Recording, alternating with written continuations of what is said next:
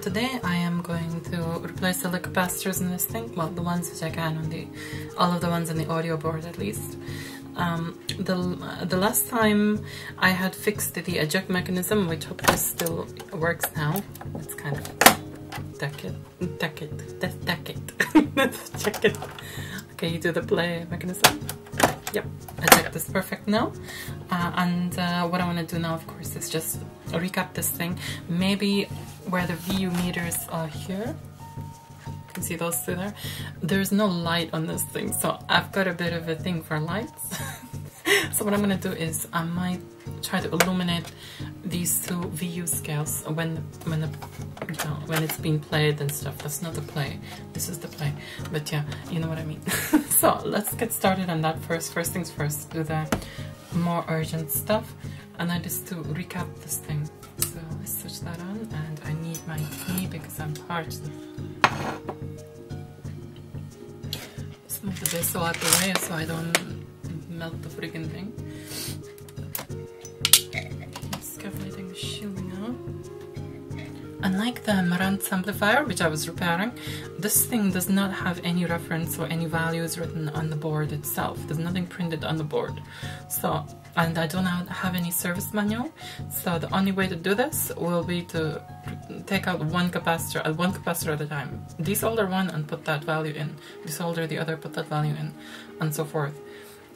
However, the good thing about it is it's not as hard to desolder as the Commodore 64, which I was trying to desolder, that time, and also the Amiga 2. So first things first, what I'm going to do is add some new solder into the old one so that it's easy for the old one to melt. Okay, so I desolder the first one.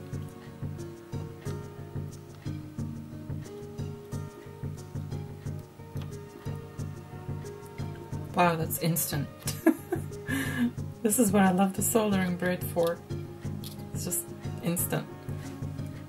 That's perfect.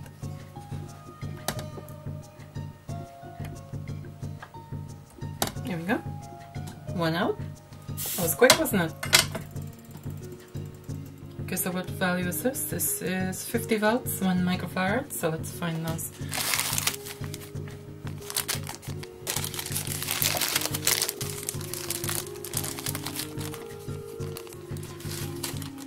So we have 1 microfarad, 100 volts, but that's okay.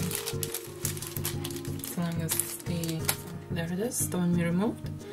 So the positive goes here, negative here, and that's it.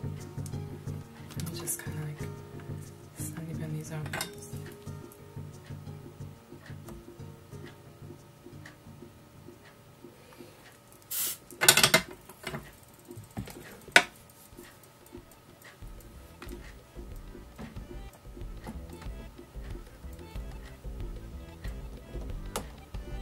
There we go, that is one capacitor replaced, and I have to do that 70 more times. Oh man, I'll be happy when I get into it. You're lucky you get to be skipped forward, at points. I have to actually go through it all. There you go. Oh, that was quick. That was easy. Okay, so this is a so 33 microfarads, 16 volts. That's the one. And we take it out. Check the polarity.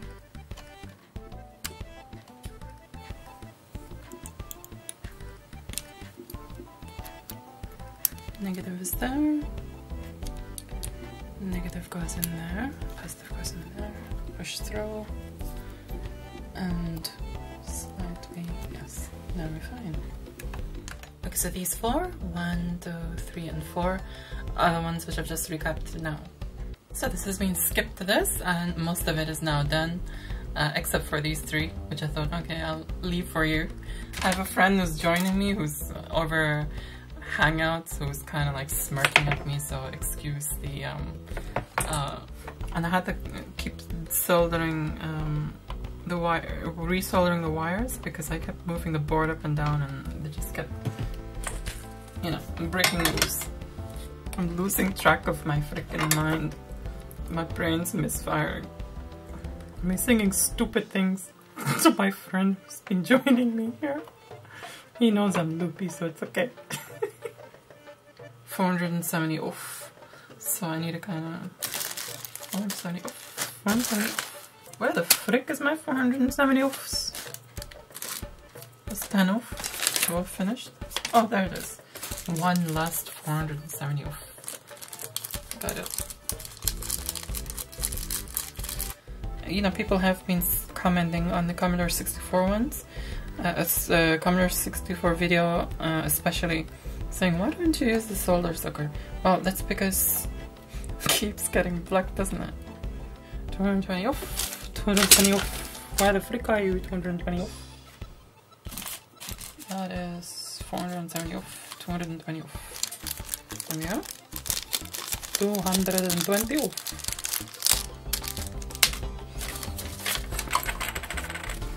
Okay, so is the top one was negative? Yes, it is. And the bottom one is positive. So I don't have a capacitor that big, so what I'm going to have to do is just put one of these ones in this sort of configuration. The last capacitor, and I need to kind of resolder a couple of those wires because they're strained. Right, so all of them are done, and the older ones are all here. I'm going to be like throwing them away because there's just no point keeping them. It's not like I'm going to use them again. What I'm going to do now is leave this here tonight because it's like, you know, almost 3 AM. And tomorrow I'm going to try and fix a light onto the VUVU meters. Because I want my VUVU meters to be illuminated. So see you in the morning then. Buenas noches. Now last night I replaced all the capacitors in this. And now this morning is the time to test it all.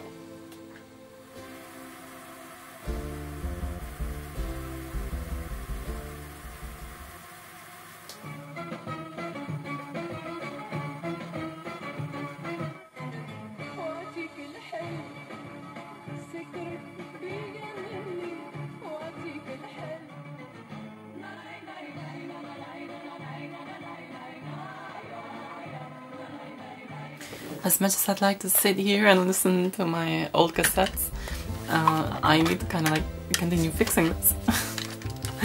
So that at least I know how it works. Anyway, so today what I want to do is, after testing this out, let's unplug it now. Excuse me. And that's the capacitor over there, which I completely forgot to. Okay, I need to put switch cleaning lubricant inside these long switches, these record switches, because the right channel, this time it's the right, not the left, it actually every now and then breaks out, and when I mess with the switch, it comes back again. I've only got Super Surface L10.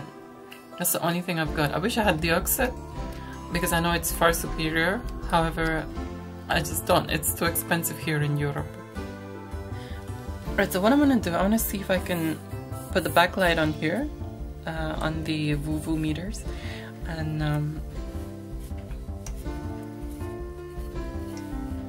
right, so I've unscrewed that. I just need to kinda unhook it from this side. It's like 3 screws holding this. Okay, so we've exposed it here, but where do I put the lights? Because it's just flush inside here. Now the idea is gonna have to be scrubbed, which is a shame because I like lights. I'm a lighty person. At least I tried to find a place where I can, you know, put a light. If I sat there listening to music and I'm wanting a light, I can always, like, you know, put my mind at rest that there is no place to put a freaking light, so I can sit at ease and not get tortured by my brain. Okay, so before I put it all back together, one last test to see everything is good.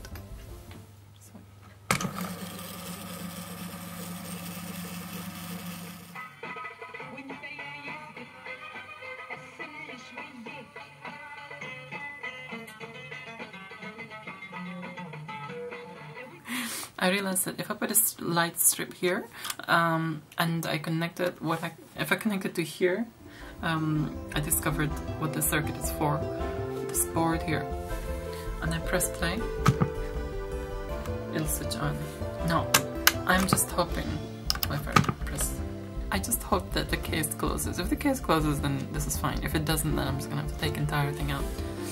You can see those two green wires leading all the way up to there. Right, a bit of an update here. I have been at this thing since morning. It's now, you know, nighttime. And obviously on and off, I've gone off and done other things too, just to take a freaking break. Anyway, last night I replaced all capacitors. Everything's working fine. Today I put the switch cleaning lubricant in the switch the switches, any switches or variable resistors or anything like this. And I even, which I thought was impossible, I even figured out a way to kind of put the light on, you know, connect the light on. That's all fine. Now, after I've done all that, I would have been done. However, this thing has ended up with another freaking issue. It's just like one after the other. Okay, this mechanism here is the auto stop. It kind of, there is the second belt which drives this, you know, the second belt from the motor. Now this auto stop is constantly trying to auto stop. I'll demonstrate. As you see, it's constantly on. I don't know what is causing that. I have tried looking for anything lodged in the mechanism. No, nothing's lodged in the mechanism. Some of you will say, okay, then it needs a cassette in there. So, okay, let's try with a cassette in there.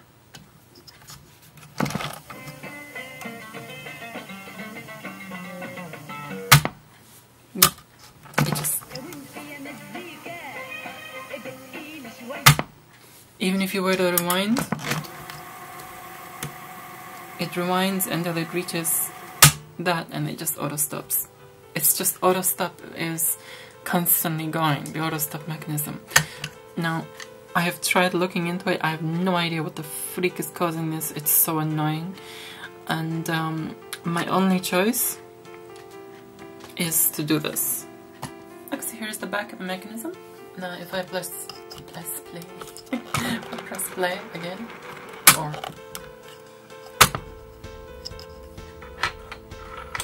now the only way to kind of sort this out temporarily is to disconnect the auto mechanism, which is by, you know, taking off the second belt. If we just take that off here. Now, so taking off that second belt, I press play. You noticed the auto mechanism, the auto stop mechanism is completely disconnected. However, everything else is still functional as I were to.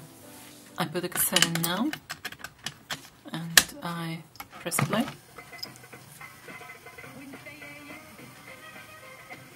Now everything works perfectly now. I mean, it rewinds, it forwards, it pauses. Yes, it does. So, but the thing is, I mean, you may ask, okay, what's the problem? I guess the only thing which stops it is, let's say for example, if you're, now let's forward it again to the end of the cassette. It doesn't stop. There's no auto stop, of course, you know, and same with the rewind. It just doesn't, and same with play. Okay, it'll just reach the end and stop. You can't, it'll just freeze. Rather than, you know, automatically stopping.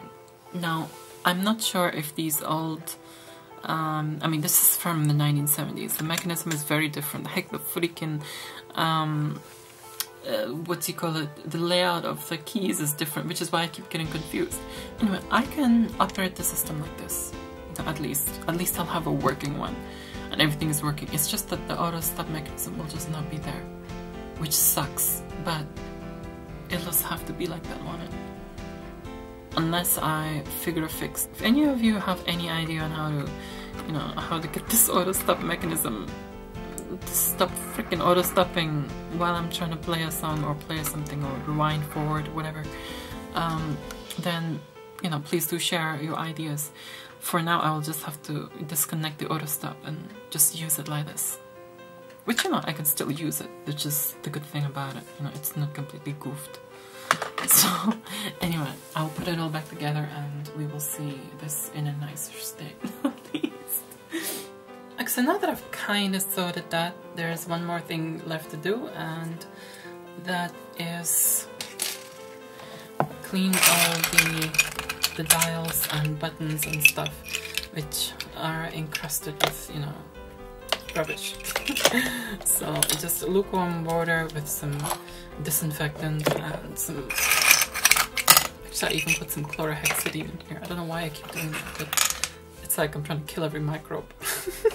But yeah.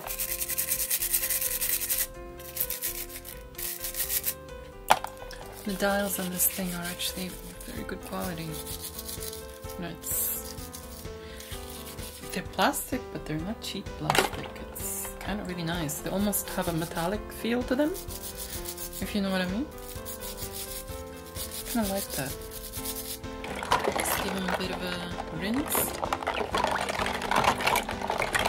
And they're ready to come out.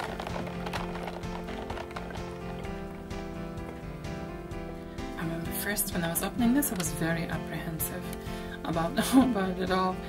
And I was just like, okay, what's gonna happen? Will I just break something by just breathing on it? You know? But it's weird, I kind of just, now it just feels like second nature. I feel like I know myself inside out this thing. I suppose that is the advantage of it being, you know, of repairing stuff.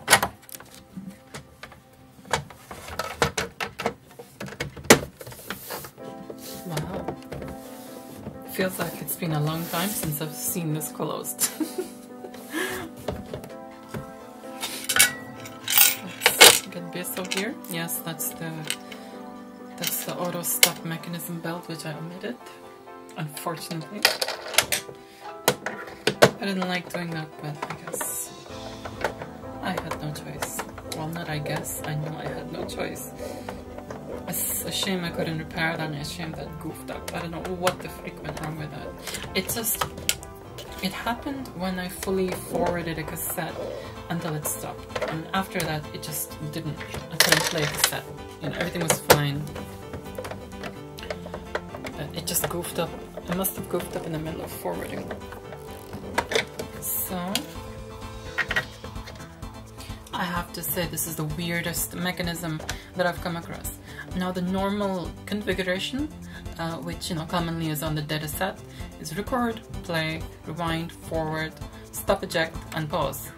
This is freaking record, rewind, forward, play, pause, stop, eject. This is just a freaking head smash. It just, oh man. Anyway. I'm gonna call it a night for now, but just to mention that I've opened this thing up a few more times after this, because one thing or other has gone wrong or was needed. I added a capacitor to the LED backlights in order to provide a reservoir, as the LEDs went dim when the volume was loud. Next time will be the playback and record testing on this thing. Thank you so much for your likes, your shares, and do leave your thoughts in the comments below. Don't forget to check out my other videos and do subscribe for more. For now, I say adios.